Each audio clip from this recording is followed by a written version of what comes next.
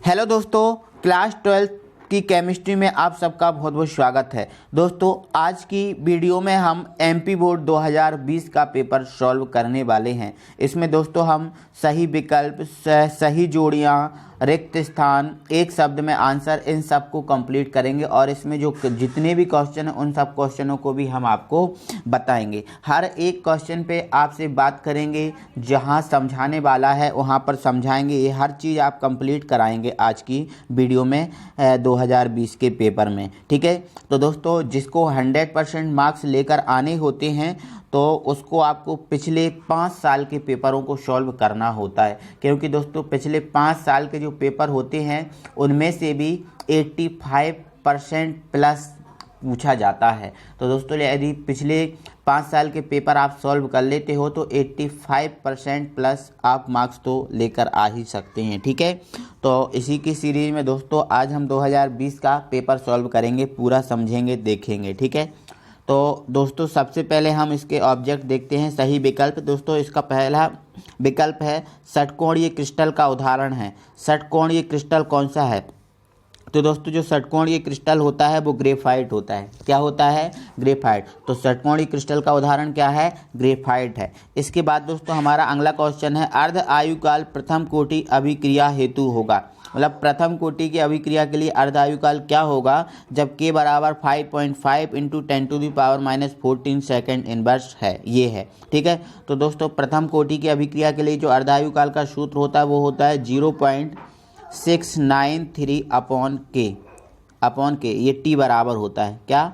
T1/2 बराबर होता है ना। प्रथम कोटि की अभिक्रिया है T1/2 बराबर, तो T1/2 बराबर 0.693 अपॉन के होता है और k का मान आपको यहाँ पर देकर रखा है। ठीक है, तो दोस्तों यदि k का मान इसमें रखोगे और 0.693 में आप भाग लगाओगे तो यहाँ से जो आपका आंसर आएगा वो आएगा 1.26 इंटू 10⁻13 सेकेंड, ही आपका आएगा। तो ये आपका सही आंसर है। ठीक है, चलो नेक्स्ट बढ़ते हैं आगे। दोस्तों अगला है हमारा पायस का उदाहरण है। क्या है? पायस का उदाहरण है। तो दोस्तों जो पायस है, इस पायस का उदाहरण यहाँ पर मक्खन है। क्या है? मक्खन। इसके बाद दोस्तों अगला क्वेश्चन है हमारा बॉक्साइट अयस्क है। मतलब बॉक्साइट है ना, किसका अयस्क है? तो दोस्तों वैसे तो इस साल इस यूनिट को हटा दिया गया है, बाकी मैं आपको बता दे रहा हूँ। ये 6 यूनिट का है और मतलब 6 यूनिट को हटा दिया गया है। ठीक है, लेकिन इसका आंसर आपका एल्यूमिनियम है। क्या है? एल्यूमिनियम है। ठीक है, चलो हम आगे बढ़ते हैं, अगला क्वेश्चन देखते हैं। तो दोस्तों हमारा जो अगला क्वेश्चन है वो ये है कि K4FeCN का होल 6 में आयरन की ऑक्सीकरण अवस्था क्या है? ऑक्सीकरण अवस्था या फिर ऑक्सीकरण संख्या जो है ना वो क्या है? ठीक है, तो हम निकाल लेते हैं। तो K की कितनी होती है मेरे भाई? 1 होती है और K कितने हैं? 4 हैं, तो इनटू क्या आ जाएगा? 4 प्लस Fe की निकालना है तो जिसकी निकाल लेते हैं उसको x मान लेते हैं। Cn की कितनी होती है? -1 होती है, इंटू कितने हैं Cn? 6 हैं, तो इंटू 6 बराबर क्या आ जाएगा? 0। तो ये 4 हो गया है ना, ये x हो गया है ना, और ये -6 बराबर 0। तो 6 में से 4 घट जाएंगे तो x बराबर क्या आ जाएगा? x बराबर क्या आ जाएगा? +2 आ जाएगा, क्योंकि 6 में से 4 घट जाएंगे तो x - 2 बराबर 0 आ जाएगा। 2 को इस तरफ लेके आएंगे तो +2 आएगा। ठीक है, तो यहाँ पर जो ऑक्सीकरण अवस्था आपकी दिख रही है वो क्या आएगी? +2। ठीक है, तो ये दोस्तों हमारे सही विकल्प थे। ठीक है, इनको हमने देखा। अब हम आगे बढ़ते हैं। तो दोस्तों अब हम देखते हैं खाली स्थान को। किसको? खाली स्थान को देखेंगे। ये इसके आंसर भी दिए हैं। ठीक है, चलो दोस्तों खाली स्थान की बात करें तो दोस्तों पहला हमारा खाली स्थान है कि आंवला में विटामिन। आंवला में विटामिन कौन सा होता है? सी होता है। आंवला में सी विटामिन पाया जाता है। ठीक है, नेक्स्ट है हमारा मरकरी। खाली स्थान धातु है, मतलब जो मरकरी है पारा मतलब Hg है। जो Hg है वो क्या है? द्रव धातु है। क्या है? द्रव धातु है। ठीक है, नेक्स्ट है हमारा नियोप्रिन। क्या है? नियोप्रिन खाली स्थान रबर है। तो जो नियोप्रिन है दोस्तों एक संश्लेषित रबर है। कौन सी रबर है? एक मिनट, ये संश्लेषित रबर है। कौन सी रबर है? संश्लेषित। ठीक है, और संश्लेषित को हम कृत्रिम भी बोलते हैं। ठीक है, तो यहाँ से आप कृत्रिम लिख लो या फिर संश्लेषित। ठीक है, तो आप कृत्रिम भी लिख सकते हैं। ठीक है, कृत्रिम रबर है। ठीक है, चलो आगे बढ़ते हैं। दोस्तों हमारा अगला ऑब्जेक्ट है स्कंदन। खाली स्थान के ठीक विपरीत होता है। जो स्कंदन होता है वो किसके विपरीत होता है, यहाँ पर दिया देना है आपको। तो दोस्तों जो स्कंदन होता है वो क्या होता है, स्कंदन पेप्टीकरण के विपरीत होता है। किसके विपरीत होता है, पेप्टीकरण। ठीक है, तो ध्यान रखना स्कंदन किसके विपरीत होता है, पेप्टीकरण। यहाँ पर क्या आएगा, पेप्टीकरण। ठीक है, चलो अगला है हमारा ऑर्थोफॉस्फोरिक अम्ल में फास्फोरस की ऑक्सीकरण अवस्था खाली स्थान होती है। सबसे पहले तो आपको ऑर्थोफॉस्फोरिक अम्ल का पता होना चाहिए। तो दोस्तों ऑर्थोफॉस्फोरिक अम्ल होता है H3PO4, H3PO4, ये ऑर्थोफॉस्फोरिक होता है ना। इसमें P की ऑक्सीकरण अवस्था बताना है। ठीक है, तो H की कितनी होती है 1, तो 3 है तो 3 हो गई, तो ये 3 लिख दो। P की आप निकाल ही रहे हो तो आप क्या मान लो X। O की कितनी होती है -2 और ये कितने हैं 4, तो ये कितना हो गया -8 बराबर 0। 8 में से 3 घटा दो कितना 5, और 5 को आप इस तरफ ले जाओगे तो कितना आ जाएगा +5। तो आपका आंसर इसमें क्या आएगा +5। ठीक है, तो ध्यान रखना ऑर्थोफॉस्फोरिक अम्ल में फास्फोरस की ऑक्सीकरण अवस्था कितनी है +5 है। ठीक है, कोई दिक्कत ही नहीं है मेरे भाई, है ना।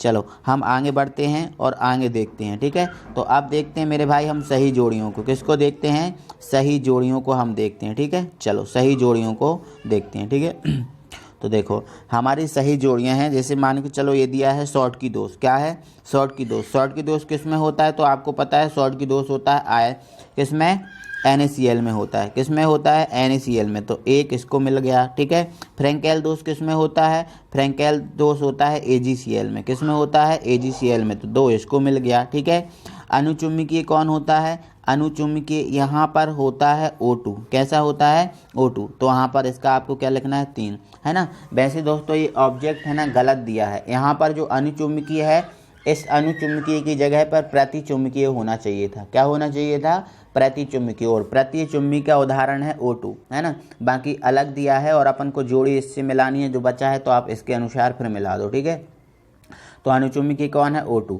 फिर क्या है, जिंक ब्लेंड। तो जिंक ब्लेंड क्या होता है, ZnS होता है। क्या है, ZnS, तो 4 नंबर किसको मिलेगा, ZnS को। फिर क्यूप्राइट, तो क्यूप्राइट क्या होता है मेरे भाई, क्यूप्राइट होता है Cu2O, तो 5 नंबर मिल गया इसको। ठीक है, तो ये हमारी सही जोड़ियाँ हुई। ठीक है, चलो अब हम आगे बढ़ते हैं और आगे मेरे भाई अब हम देखते हैं किनको, अब देखते हैं हम सत्य असत्य को। ठीक है, तो हमारा सत्य असत्य में देखते हैं दोस्तों। हमारा पहला है समूह 16 के तत्व हैलोजन कहलाते हैं क्या, बोलो कहलाते हैं, बिल्कुल नहीं कहलाते। समूह 16 के नहीं कहलाते, समूह 17 के तत्व हैलोजन कहलाते हैं, तो ये क्या है, असत्य है। ठीक है, एक हैलोजन परमाणु दूसरे हैलोजन के साथ जुड़कर अंतर हैलोजन यौगिक बनाता है, तो बिल्कुल सत्य है ना। एक हैलोजन तब दूसरे हैलोजन से मिलता है तो क्या बनाता है, अंतर हैलोजन ही बनाता है, तो ये सही है। चलो नेक्स्ट है हमारा एथिल एमीन जल में विलेय है जबकि एनिलीन नहीं। हाँ बिल्कुल, एथिलेमीन जो होता है वो जल में विलय होता है, लेकिन जो एनिलीन होता है वो जल में विलय नहीं होता, तो ये भी सत्य है। ठीक है, चलो नेक्स्ट है एथिलीन ग्लाइकोल और टेरेप्थिलीन अम्ल की क्रिया से टेरिलीन बनता है, बिल्कुल सही है ना, सत्य है, ये भी सत्य। नेक्स्ट है हमारा स्टार्च कृत्रिम बहुलक है, नहीं भाई स्टार्च कृत्रिम बहुलक नहीं, स्टार्च तो प्राकृतिक होता है। क्या होता है, प्राकृतिक। स्टार्च कृत्रिम बहुलक नहीं, स्टार्च कैसा होता है, प्राकृतिक। ठीक है, तो ये हो गया हमारा गलत। ठीक है, तो ये हमने दोस्तों सत्य असत्य पढ़े। ठीक है, अब इसके बाद दोस्तों खंड जो बा है, इस खंड बा में क्या पूछा था इन्होंने, ऑब्जेक्ट पूछा था। क्या, सॉरी 2 नंबर के क्वेश्चन थे, कितने, 2 नंबर के क्वेश्चन। ठीक है, इसमें क्वेश्चन था मूल प्रभाज क्या है समझाइए, मूल प्रभाज को ही मूल अंश बोलते हैं, तो ये हो गया था। ठीक है, इसके बाद मूलरता की परिभाषा। ठीक है, टिंडल प्रभाव क्या है इसको समझाइए। इसके बाद पेप्टीकरण को परिभाषित कीजिए, ये पेप्टीकरण हो गया। इसके बाद निम्न को समझाइए, जिसमें लिगेंड था, समन्वय संख्या था, उपसय संयोजी यौगिक में आयनन समाव्याप्तता को उदाहरण दीजिए। ठीक है, आदर्श अनादर्श विलयन। ठीक है, तो दोस्तों आप क्या कर सकते हो, इसका तो आप स्क्रीनशॉट ले सकते हो और अपनी कॉपी में लिख सकते हो। ठीक है, देखो या आप इसका स्क्रीनशॉट इधर से इधर तक लीजिए, है ना। और दोस्तों इन सब क्वेश्चन की तैयारी जो आपको इस पेपर में क्वेश्चन है, इन सब की तैयारी दोस्तों मैंने अपने YouTube चैनल में पूरा करा रहा हूँ। ठीक है, और मैं दोस्तों लगभग मैं सभी यूनिट मैंने कंप्लीट भी करा दी हैं और सारी यूनिट दोस्तों आपको चैनल की प्लेलिस्ट में मिल जाएंगी 1 बाय 1, है ना। तो आप जाकर देख सकते हैं, इनको कोई दिक्कत नहीं है, ठीक है ना। और फ्री में आप बिल्कुल घर पे बैठकर देख सकते हैं, ठीक है।